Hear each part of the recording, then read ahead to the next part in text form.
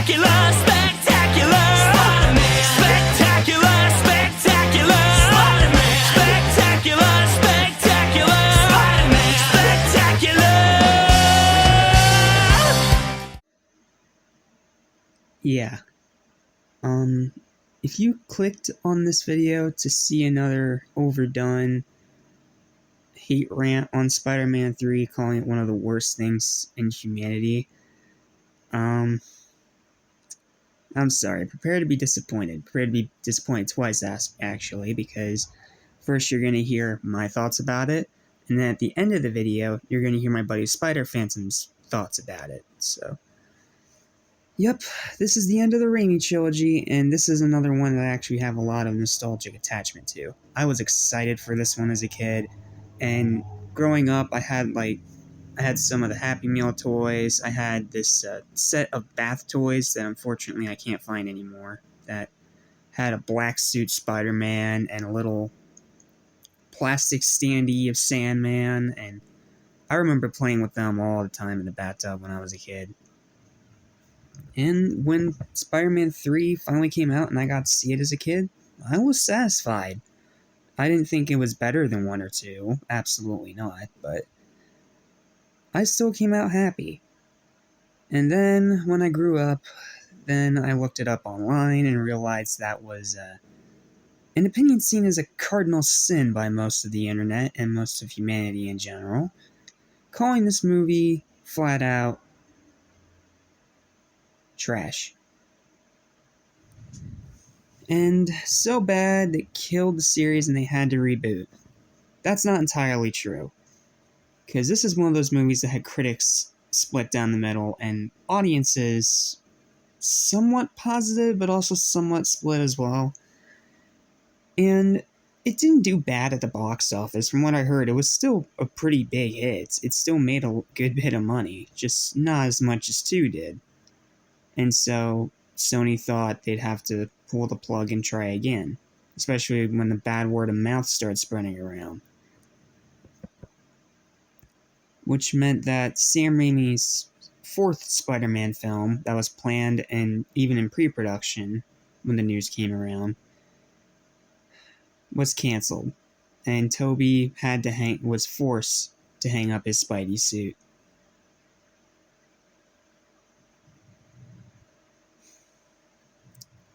This is one of the many reasons why I hate Sony as a company, because if it weren't for their corporate meddling, this probably would have turned out a lot better. Like, their corporate meddling is what turned this into such a convoluted, controversial movie.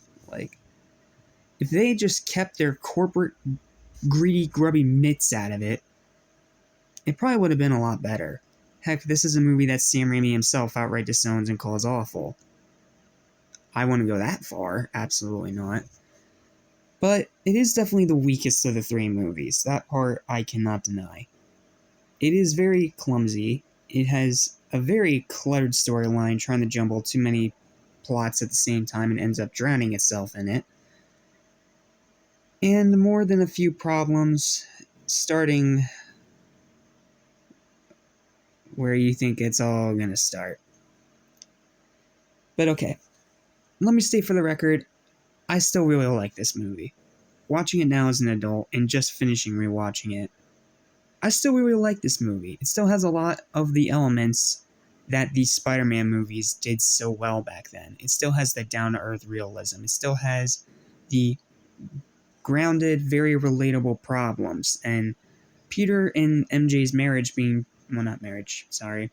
relationship being shown not to be the healthiest of ones.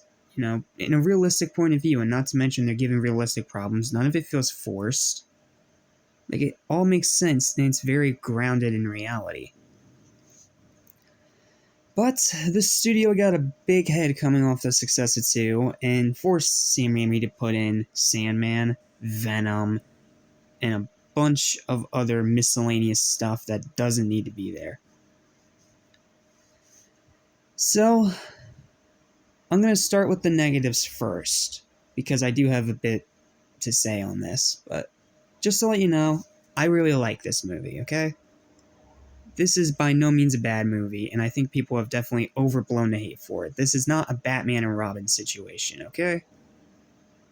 Just saying that right now, right up front. So let's start with the bad. Let's start with the biggest problem, in my opinion. Topher Grace as Eddie Brock. One of the most atrociously bad miscastings I can remember in recent memory. Like, goodness, he was awful in this movie. Like, I didn't buy him as Eddie Brock, I just bought him as Topher Grace being Topher Grace trying to be Eddie Brock and failing miserably. He's not comic book accurate. He doesn't act like his comic book counterpart, and he doesn't even act somewhat realistic. For the most movie, he's just so full of himself, airheaded, cocky, arrogant. And when everything starts going downhill for him, you don't feel bad for him because he brought it upon himself by faking that picture of Black Suit Spider-Man, of losing his girlfriend to Peter. Okay, that part maybe is just because the Gwen Stacy in this universe is a bit of a... I'm just going to say gold digger so I don't get flagged. So, yeah. There's that. So, and when it's supposed to emote emotion, when he's supposed to emote, whenever he's supposed to show emotion, I'm sorry, Topher Grace fails. Like, badly. He doesn't look, act, or feel like the character he's trying to portray. He just feels like an actor reading lines off a script. Even when he's trying to be menacing later when he gets that Venom symbiote and becomes Venom, I still don't buy it. Like, even as far as these movies go with their campy goofiness, this is the one that kind of goes too far, in my opinion. And I'm pretty sure that's one thing even people that like this movie can agree with. We should have gotten someone else instead of Topher Grace. I mean, Topher Grace, it's bad casting, just bad casting. I don't know if that was the part of the corporate or the part of the casting director, but whoever made that choice better have been fired. Like, goodness gracious, that casting is awful. Alright, what's the other awful thing in the movie? I mean, well, what's the other problem I have? That's the only thing I'd call outright awful. The rest of it is just bad. Well, all my problems with it from here on out are just bad, not the whole movie.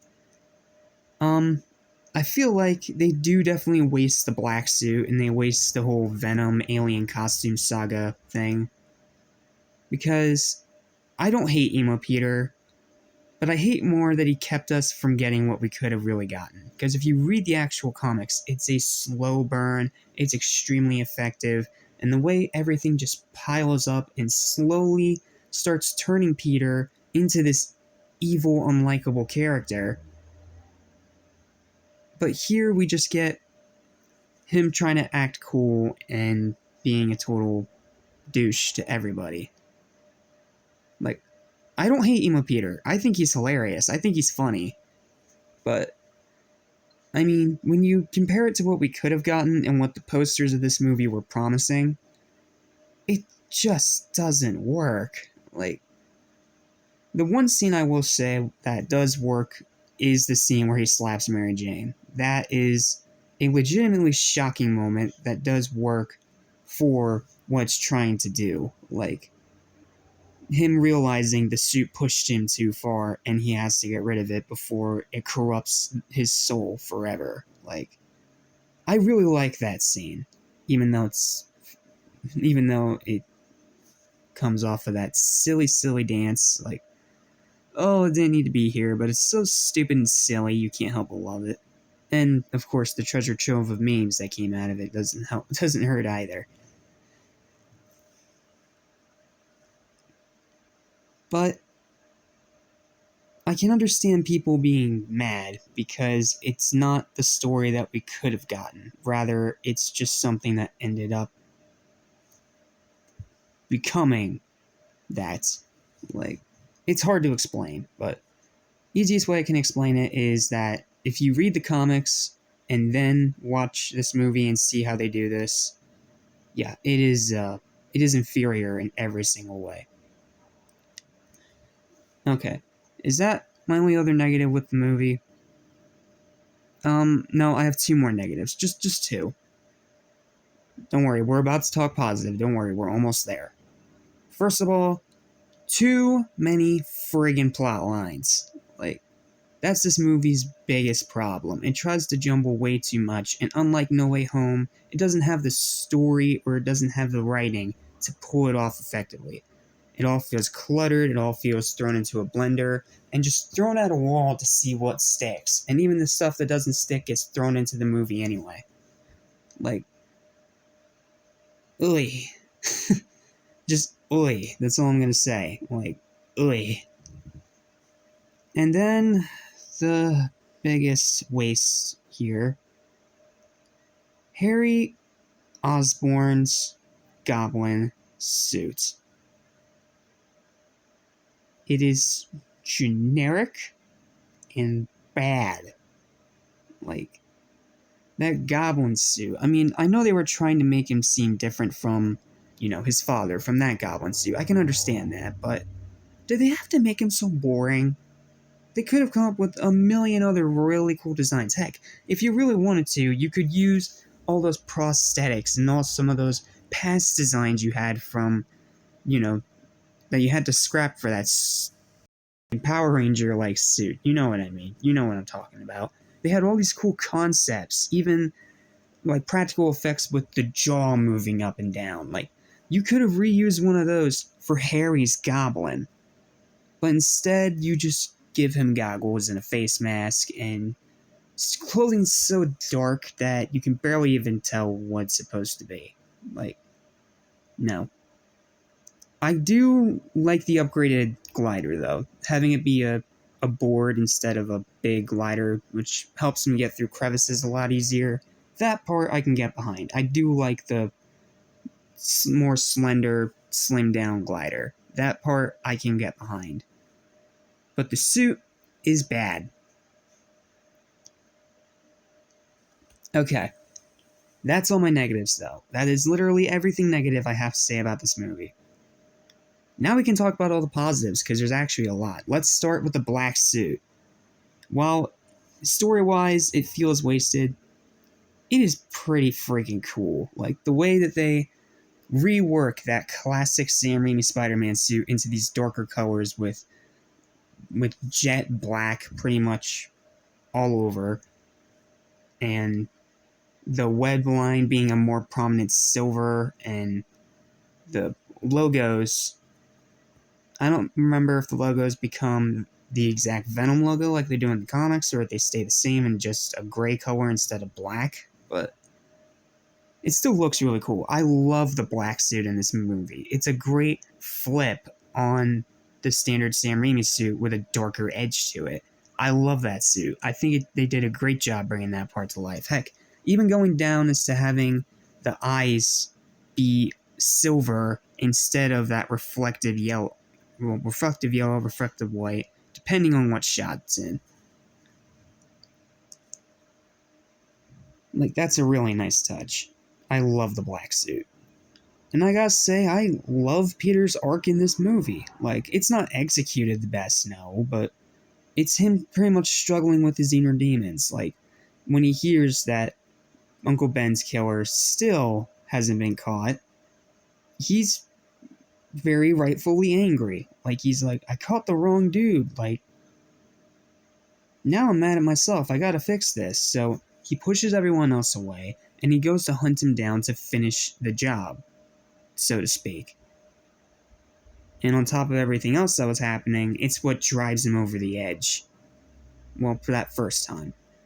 And then he starts to realize it's doing that. He takes the suit off, and later on, through most of the movie, actually, he doesn't wear it again. Like, he takes it off, he puts it in a box in the closet, and leaves it there. Like, after he deals with Flint Marko, he takes that thing back off. But then Harry, after their fight in the alley, regains his memory and makes MJ break up with Peter, which, yeah, is dumb. But you know what? Whatever gets the story moving forward at this point, I don't care. So they do that, and they have an awesome fight scene. Like, you can hate this movie all you want. You cannot deny that the fight scene with Peter and Harry in the mansion is an awesome fight scene that really adds a lot of emotional gravitas to seeing their friendship finally just completely break apart. Like, it works on a thematic level, it works on an action level, it works on an entertainment level, and it's brutal as hell. Like, they beat the crap out of each other until Peter, of course, gets the upper hand, and then it becomes a one-sided stomp. But yeah, and that scene where Peter literally nearly blows Harry's head off with a goblin bomb. Like, Harry throws it at him, and then without hesitation, Peter, in an act of rage, just webs it, grabs it, and throws it back at him with little to no actual regret or thought of doing so. Like, that scene shocked me as a kid. Like, oh my god, did Peter just kill Harry? Like, damn. Well, of course he wasn't dead, at least not up to that point, but spoiler, whatever. So, after that, then that's when Peter just fully takes on the black suit, and the more he wears it, the more it corrupts him. Which is interesting, because I feel like this is also an idea that's borrowed from Deathly Hallows, where the longer someone wears the Horcrux around their neck, the more it messes with their emotions and increases their aggression. Like, you can see some parallels there. It's just a whole suit instead of a little thing on a necklace, but whatever. Point is, it works. And then he becomes Emo Peter. Everyone calls him awful, but here's the thing. I feel like he was made awful on purpose. Because if you listen to the audio commentary for this movie, on the bonus features of any version of this movie you watch, on any DVD, Toby and Sam talk about the Emo Peter stuff. And from what I've been able to tell, it was actually Toby's idea that Sam decided to run with. Because not only this movie had trouble production, they were just kind of, again, throwing whatever at the wall to see what stuck and keeping corporate off their backs. Like, yeah, that's. But, yeah, a treasure trove of memes will be thine reward, because goodness gracious, like, he is awful, but at the same time, it's just hilarious. Like, I'm still entertained. Like, yes, I can't take it seriously at all, but goodness gracious, is it funny? Like, seeing him try to sweet talk or try to act cool, and people just roll their eyes or look at him in disgust. Like, what are you doing, dude?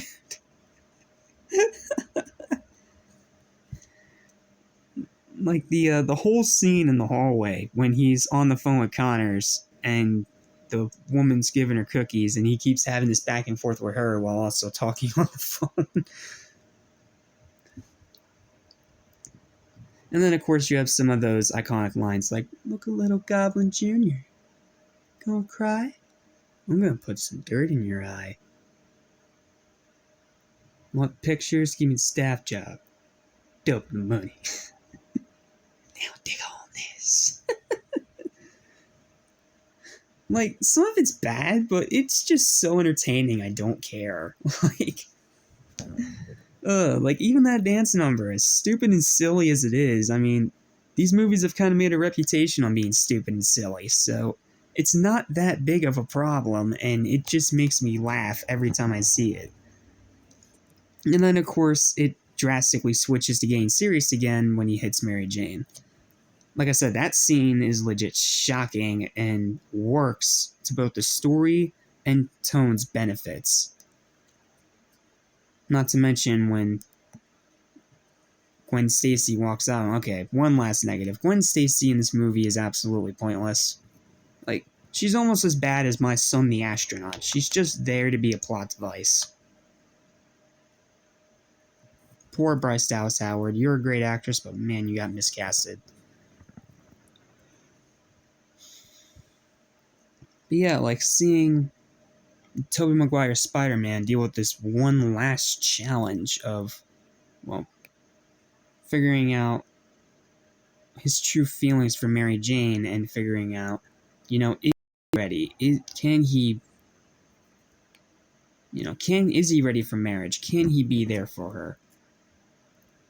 And in a pretty somber way, it concludes by saying no, but they're gonna keep working at it to make it work anyway, because even though it's hard, they both love each other. And while it's not the healthiest of relationships, it's what makes them happy. Like, say what you want about this movie, as cluttered and clumsy as it can be, the ending to this movie is somber, soft-toned, and darkly beautiful. So you have the final scene with Harry. I'm not going to spoil it, but I'm just going to say it's a heck of a scene, and it finally turns his character around again. And then after that scene that follows it, then Peter goes to the nightclub to see Mary Jane, and instead of having some kind of cheesy dialogue to end the movie like they did with the last two, here Peter just walks into the club, takes her hand, and the two slow dance, and MJ is still crying. You'll understand why when you see the scene I'm talking about. And instead of just trying to have like a cheesy, goofy line or anything like that, it just ends on that note. Like, you have this big epic battle with Sandman, Venom, Goblin Jr., and Spider-Man.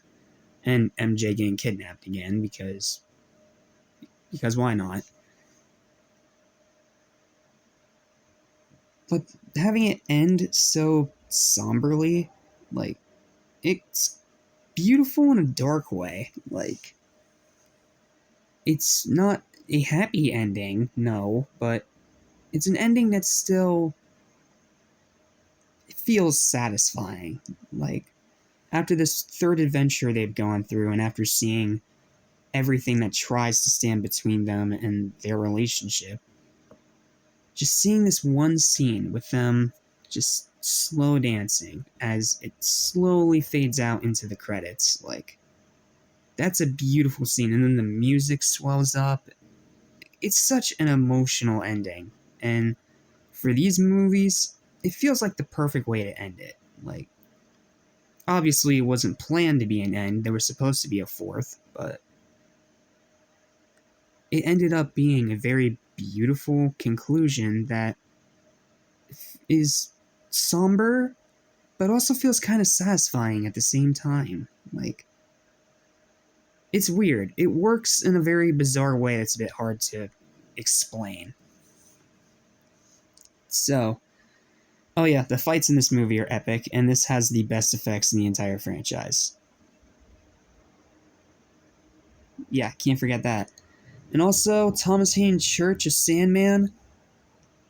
Wow, what great casting that people just throw away when talking about this movie. Thomas Hayden Church as Sandman in this movie is probably the best part of the movie. Like, you see his connection with Uncle Ben and how that whole thing played out later in the movie, and then you see how it affects him and how he's just trying to save his daughter by any means necessary. And that scene after he becomes the Sandman, where he rises from the sand in this pit from this scientific experiment, and the music is very, very, like, soft tone and somber as he goes to grab the locket and slowly starts to regain his memory again. Like, it's a really heartbreaking, tough scene to watch, but at the same time, it's beautiful. Like, it's a beautiful scene that really emphasizes the emotion and his true, his true motivations. And then the way it ties into the ending with Peter forgiving Flint, like, it's beautiful. Like, I feel like Flint Marko's Sandman was the one thing in this movie that they did perfectly. Like, he is another great Spider-Man villain. And I know I crapped all over Topher Grace as his portrayal of Eddie Brock in Venom, but I'm not gonna deny the suit looks really freaking cool. Like, they got the symbol right, they have the eyes, they have the teeth, even though it's a bit wonky CGI, but whatever, it's 2007, I'll give it a pass. This is the same year that Ghost Rider came out, so gotta judge it by those standards instead of the standards of today. And even then, especially the way that story carries on into No Way Home, not Venom's. I mean specifically Thomas Hayden Church's Flint Marko's story. The way Marco's story and even Tobey Maguire's story continue into No Way Home, it adds another dimension to the film and honestly makes it better.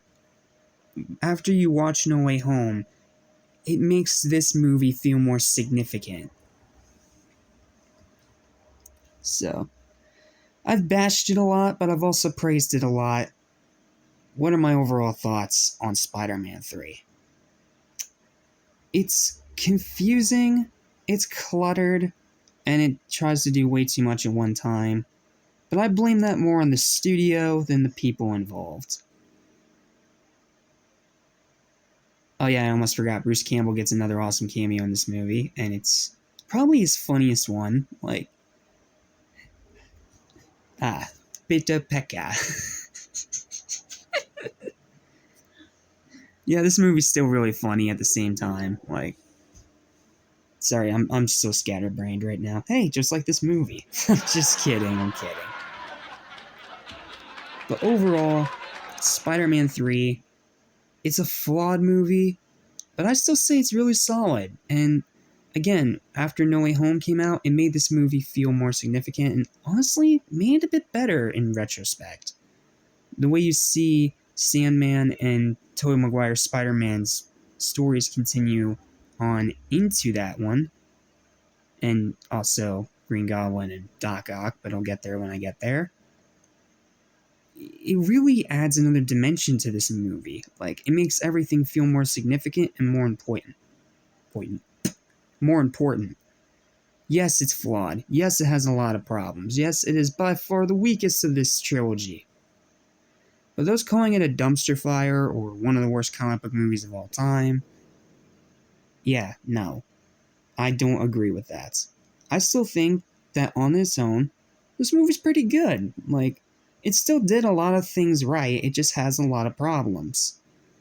And yes, I can't call it great, unfortunately, but I can still call it very good and overall solid. Like, I have fun with Spider-Man 3. I really enjoy Spider-Man 3. And again, I have another childhood connection to this one, so I'm always going to have a soft spot for it, no matter how much I try to bash it.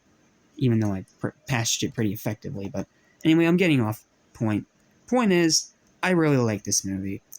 And those saying it's like one of the worst comic book movies of all time, I think you need to give it a second chance. Especially, again, once No Way Home came out, it added new dimension to this trilogy, especially this third movie. So, yeah. I know this is going to probably tick off a lot of people, but I really like Spider-Man 3. I think it has something of value, and I think it's still very entertaining. It just has a lot of problems, and I blame more of that on the studio heads getting their grubby corporate mitts in there and interfering with it like 24/7, and less the actual people involved. Like, it's not their fault.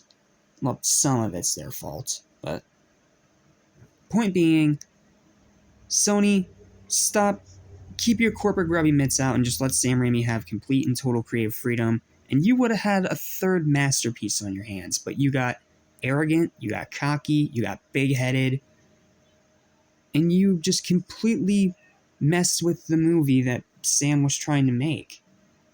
When you mess with a creator's work, you piss off everyone involved, including the fans.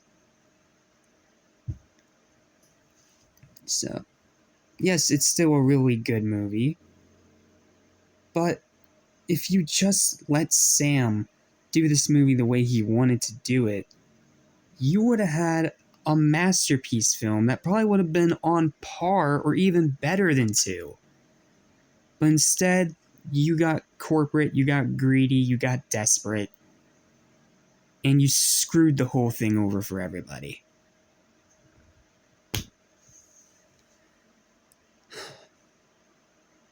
It's a sad end to the trilogy, but at the same time, it's satisfying. Final verdict for Spider-Man 3 is going to be... Excuse me. It is 7 out of 10. It's still a very good movie. It's still a ton of fun. It's still enjoyable.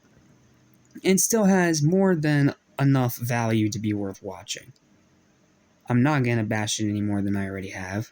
And yes, it has a ton of problems, but I don't think it keeps the movie from being good, or very good and entertaining at least. Like, it's entertaining, it's dark, it's funny. Like, sure, we could have gotten something better, but what we got is still pretty good and very entertaining, despite all those flaws, despite everything it did wrong, despite all the things that Sony made them just cram in there when they didn't want to have that in there yet. And it still has the grounded realism part with the human aspects that still make this movie more than worth watching. Seriously, just relax, take a deep breath, and watch it again. I am certain on a rewatch, with this added context, you'll find yourself liking this movie a lot more. So, yep, controversial, but that's my thoughts. Weakest of the trilogy, absolutely, but by no means bad. Nowhere close to bad. Like, anyone says this movie is bad or god-awful garbage, no, you're wrong. I respect your opinion, but you're wrong. Okay, my throat's sore now, so I'm gonna go get a throat lozenge. Thank you guys so much for watching. Remember to like, share, and subscribe. And, oh yeah, I almost forgot. You're not done yet. You still gotta hear my buddy Spider Phantom's thoughts on this movie, which may or may not be more positive than mine, even though I was also pretty positive on this movie. So, yeah. The floor is yours, Spider Phantom. Take it away. And as for the rest of you, see you next time. Hey guys, Spider Phantom here, and today I'm going to be reviewing Spider-Man 3. I'm so happy to be collabing with Animation Station once again. He's a good friend of mine, and I appreciate him inviting me to talk about it. There. So before we start, I wanted to talk about what Spider-Man 3 means to me, because I'm pretty sure it's what introduced me to Spider-Man. I remember seeing Spider-Man 3 in theaters when I was really young and loving it. Like, I think that was the first Raimi movie I saw. I don't think I ever saw the first or second one before that, but I still really enjoyed the movie. And yeah, I think it's what introduced me to Spider-Man. So I might be a little biased here when it comes to the movie, but it has a special place in my heart. I remember back then I had a lot of Spider-Man 3 merch. Like, I had the figures. I remember going to Toys R Us and looking at all the Spider-Man 3 figures. I had like one of the black suit Spider-Man figures, Venom, and a Peter Parker one, like where he had the Spider-Man suit on, but then he also had like a fancy suit on as well, like you could put on. That one I had, and I also had the Spider-Man 3 video game. I had it on GBA. I loved that game. I was obsessed with it. I played it all the time. I remember I never beat the game though. I beat it like a couple of years ago, but even though like I didn't beat the game when I was a kid, I still really enjoyed it. I also played the Wii version. Those two were like the ones I played. The Wii version was also really fun. I enjoyed that one as well. I know it's not as polished as like other like more powered consoles were back then, but I still really enjoyed the game. So anyway, that's some of my childhood memories of Spider-Man 3. So now let's get on to the review. So we start the movie with Peter talking about what he's been doing since like the last movie, I suppose, which is cool. Peter does that. In the comics, he narrates all the time, so that's fine. And then he goes to like a jewelry store because he wants to propose to Mary Jane, which I think is nice because he wants to marry her. He wants to pop the question. I really like that because Peter and Mary Jane's relationship has kind of been all over the place, like in the first two movies. So this is nice. Peter just wants to get straight to the point. He wants to marry this girl because he really loves her, and she's the one. I respect that. I love that part. So then he goes to Aunt May's house to tell her that he's gonna propose to Mary Jane, and Aunt May's supportive, and then she gives him advice, and she tells him about how her marriage was with Ben and how she met Uncle Ben, which I really liked. That was a nice part. So now let's go to the part where Peter and Mary Jane are in the park on that web, and so they're relaxing on the web, and then they come down, and like there's a meteor that comes down, which is the symbiote. Originally, Sam Raimi didn't want Venom in the movie because he just wanted Sandman. He didn't want too many villains, which I get, yeah. But he wanted to do his vision of the movie, but I guess Marvel didn't want that. Well, it is what it is, What are you going to do? So anyway, yeah, the meteor comes down, and then the symbiote comes out of the meteor, and it jumps on to Peter's motor scooter when they get on it. And yeah, that's what happens with that. So Sandman now. I think they did a good job casting Sandman in the movie. I thought they did a pretty good job. He looked like Sandman. I could see it. I honestly could. They did a good job with that. So Sandman was a really interesting character. I felt like he's one of the only villains in like the Raimi trilogy that you really feel bad for, because not like the escape prison part, but he's trying to help out his daughter, but he can't because the police are chasing after him. He just wants to do what's best for his daughter, which I think is really sweet. And none of the villains in the Raimi trilogy are like that, really. We have the Green Goblin, who wasn't really there for Harry, but he wanted to try to, but what happened after that?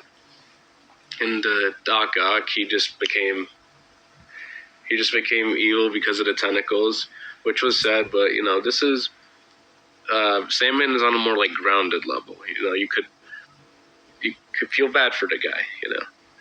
Yeah. So then the police chase after him, but he escapes and he goes into like a super collider, and he turns into sand because the people who are doing this aren't even paying attention and just think it's a bird. Like, come on, you gotta check. You gotta make sure that no one's down there. But then, yeah, it starts spinning. He tries to escape, and then I guess the DNA from the sander, some shit like that. He turns into sand. And honestly, that was one of my favorite scenes in the movie. I still think the sand effects look good to this day. That's just me. That scene was really interesting to watch. Him trying to get up out of the sand. Well, he is sand, but he was trying to get up. I also like the music in that scene. I thought it was really cool and dramatic. I just love that part. So let's skip to the part where Spider-Man receives the key to the city, which I thought was really nice. And then Sandman appears. You see the sandstorm in the back, and then he's trying to rob a truck. And then, Spider-Man has to stop him, So that's one of the fight scenes in the movie I really like. He's trying to swing in and stop him, and then, he's trying to punch Sandman, but he gets, stuck. And then he punches him out of the truck, and then, Spider-Man rides on the door. I really love that scene. That's one of my favorite scenes in the movie. he's trying to ride the door, and then like he web swings and then like tries to whip up Sandman from the top, which I think is really cool. And like he tries to like kick him from under his legs, which I thought was really funny. And then, you know, like he finally stops them. Well, I mean, he doesn't. He gets him out of the truck, like with the sand still in it. I love that scene. I remember seeing like that scene or part of it like in the trailer.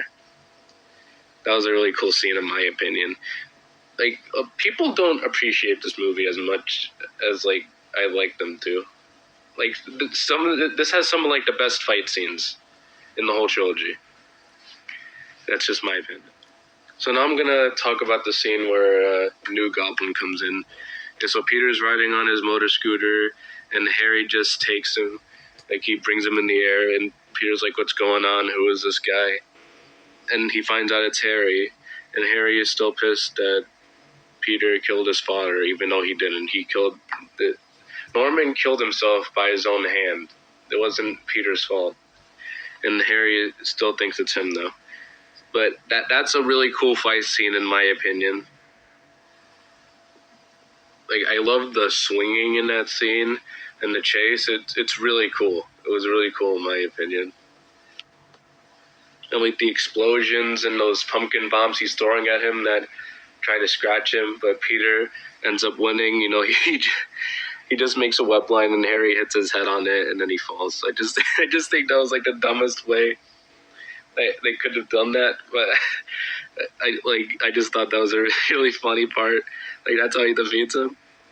But then he knocks out Harry, makes him unconscious, which was kind of sad. Then he brings him to the hospital, which was nice. So let's go to one of my favorite parts in the movie, where Peter gets the black suit. You know, he's listening to the radio to see if there's any crimes going on. And then he falls asleep in his Spider-Man suit. So the symbiote has been hiding in his apartment pretty much this whole time. And Peter doesn't have any idea what's going on. And the symbiote goes on him while he's sleeping and turns the suit black. And then, like, he wakes up and he's upside down in the black suit. I mean, I'd wonder what's going on, too. Like, you're sleeping in your bed and then you just wake up upside down on a building. Like, how does that happen? And then, like, when he first discovers it, he does all these cool flips and stuff, which I really like, and he's like, what's going on? So he takes the suit, the symbiote, to Dr. Connors, because he doesn't know what it is. He knows it's an alien, but, like, he wants to know, like, more about it, and Dr. Connors isn't really sure, and he wants to make sure that Peter doesn't have any of it, like, on him, because it's somehow, like, bonded with him, and it wants to be on him. So, but Peter lies to him and says he doesn't have any. And we all know that's a lie. Like, I like this kind of storyline with the black suit because, like, Peter gets it, it makes him more aggressive and angry, and it makes him, like, it doesn't make him evil, it just makes him do, like, things he wouldn't normally do, which I really like. It's not just, like, some suit that, like, gives him, like, organic webbing. Well, he's already had organic webbing in these movies, but in, like, the comics and, like, the cartoon, the black suit gives him organic webbing because he usually uses web shooters, but the black suit gives him organic webbing, so that works in Peter's favor. But also, the black suit makes him more powerful. But personally, I don't think it's worth it because, you know, it makes him lose his humanity. It makes him lose who he is, who his identity really is. Which I love a black suit story like that. That's just my opinion. I really do. So another scene I really liked was when Peter was going back to his apartment and Mr. Dickovich asks him for rent. And then Peter says, you'll get your rent when you fix this damn door. That was just a really stupid and goofy scene. I just thought it was hilarious. It's like, give me rent. He still asks him for rent when Peter's annoyed. Like, come on, dude. So Peter asks Gwen to go out, like, to this club, specifically where Mary Jane works. I think he did that purposely. which is honestly kind of a dick move to do, but that's what happens when the symbiote takes over you. So yeah, Peter doesn't want to leave, and then he gets up and goes on the piano and starts dancing and shit, which I thought was, like, come on, Peter, don't do that.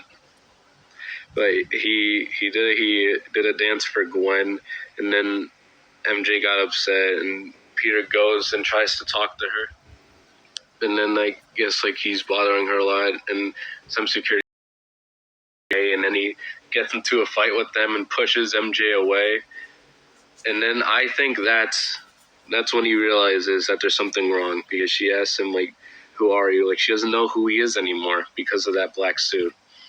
And then he goes up to the church, like, on top of it in the black suit. And I think, that's when he realizes, like, there's something wrong. That he, like, because he would never act like that, like, but if he didn't have the black suit. So he goes in the church where the bell is, and he tries to get rid of it by hitting the bell, because apparently, so symbiotes don't like loud frequencies like that. So Peter tries to get it off, but I don't think he knew that's how you get the symbiote off.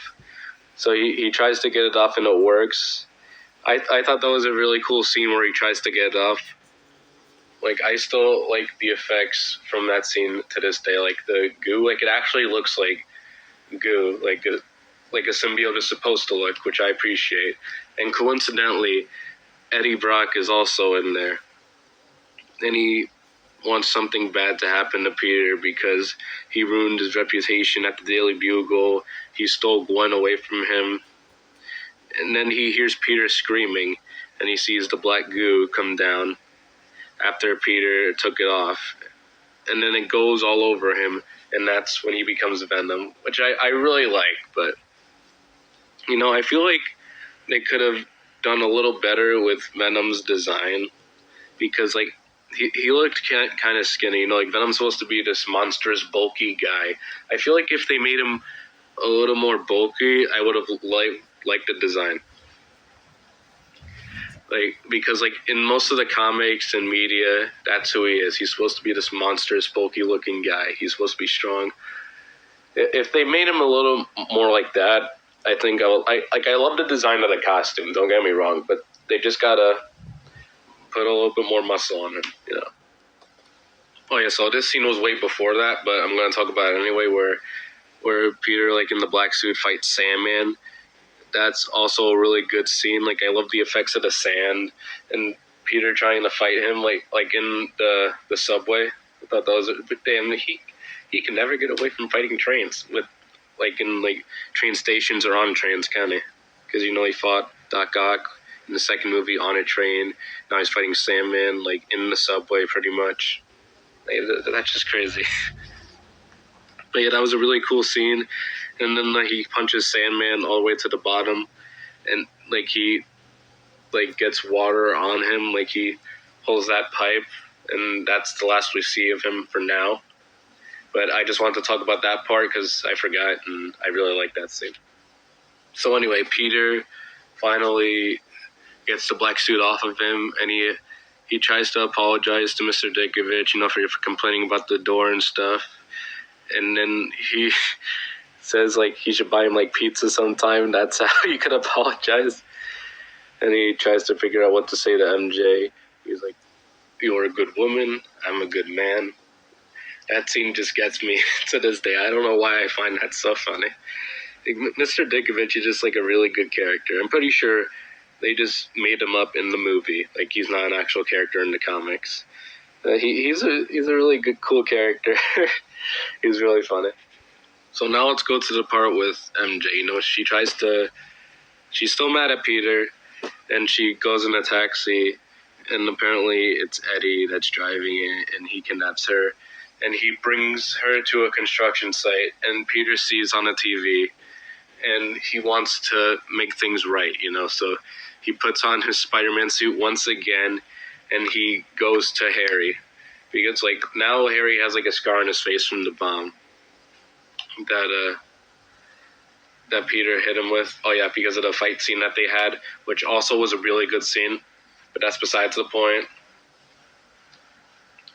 and like Peter like needs Harry because he can't fight them on his own, because Sandman and Venom are over there, and Peter can't fight two villains at once, so he needs Harry's help. But Harry is still mad at him and doesn't want to help. So in Spider-Man fashion, he swings over there, and everyone is cheering for him, which I thought was a really good scene to hype everyone up. Like, that was a really cool scene. He swings up there into the construction site and tries to fight Sandman and Venom. So he tries to save MJ from the cab, and then Venom comes in, and then Eddie shows his face. And like what did Eddie do to himself? That's what Peter's thinking. And Eddie has all this vengeance and anger in him from what Peter's done to him, because he hates Spider-Man and Peter. Then when he figured out like they were the same person, that's when he knew like how to get to him, how to hurt him. So then they go into this big fight scene, which I really like, and then like he ties Peter up, and then MJ does something. She hits Venom with a cinder block. Yeah, so then they both fall down, and Venom was able to swing away on time, and then Peter falls in the sand, and then that's when Sandman comes in, and he's like this giant monster, which is really cool. And like Peter's not able to stop him. So then Venom like chokes Peter and like ties him up, and then like Sandman keeps hitting him. And which I thought was really cool, that Harry actually came back to help Peter. And he threw a bomb at Sandman. And then they both fight together. Peter fights Venom and Harry fights Sandman, which is really cool. Like, I still love that scene to this day. It's just a really put together scene, which I love. So Harry was able to defeat Sandman, and then it's just Venom left that they need to defeat. And Venom just beats Peter. He beats Peter up. And then like he webs Peter up again. He tries to stab him, but then Harry steps in front of him and gets stabbed. So Peter didn't have to. I was upset. Like, I didn't know Harry was gonna die when I first saw that. That was a really emotional scene. So after that, Peter tries to figure out how to defeat Venom. And then like the metal pipes fall down, and Venom gets very irritated. And then Peter remembers when he was trying to take off the suit, he hit the bell, and that also annoyed the symbiote. Like, he doesn't like loud frequencies, so he keeps banging the metal pipes together and puts them all around Venom to trap him in the sound so he can't get out. And then he tries to get out, and then Peter hits him on the head with two, which was really funny and cool.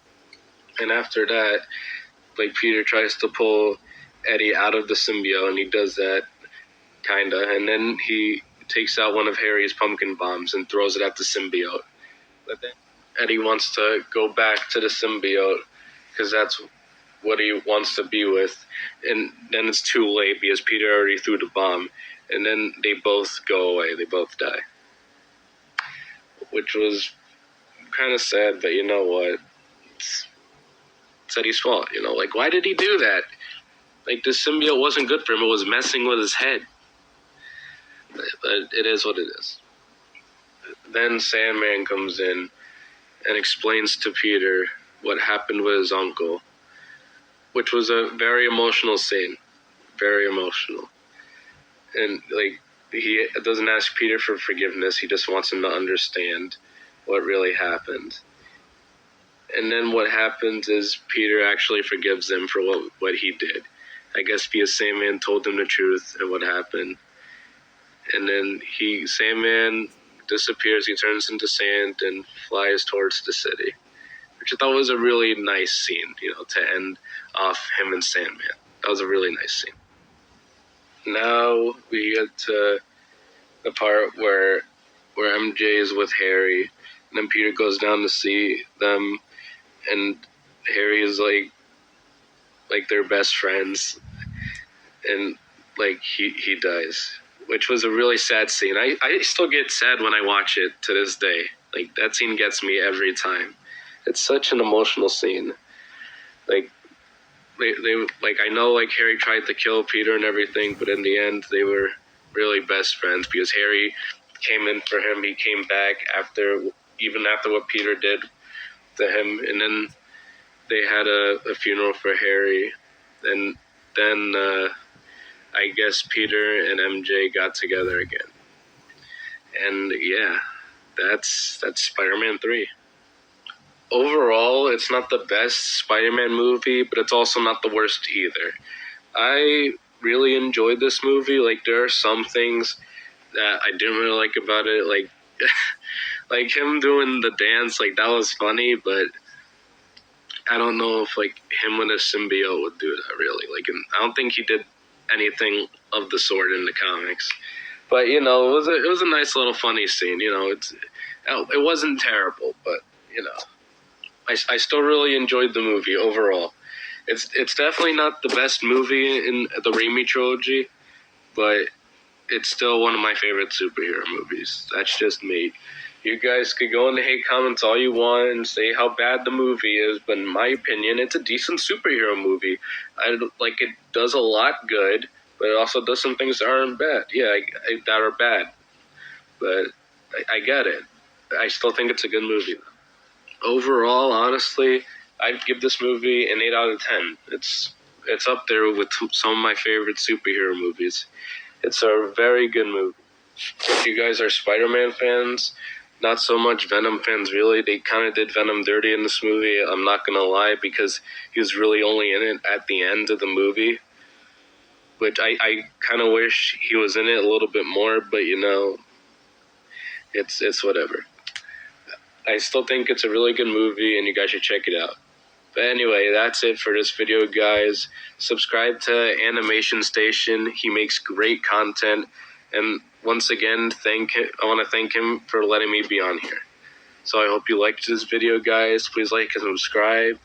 And he's going to be making more videos soon. Peace, guys.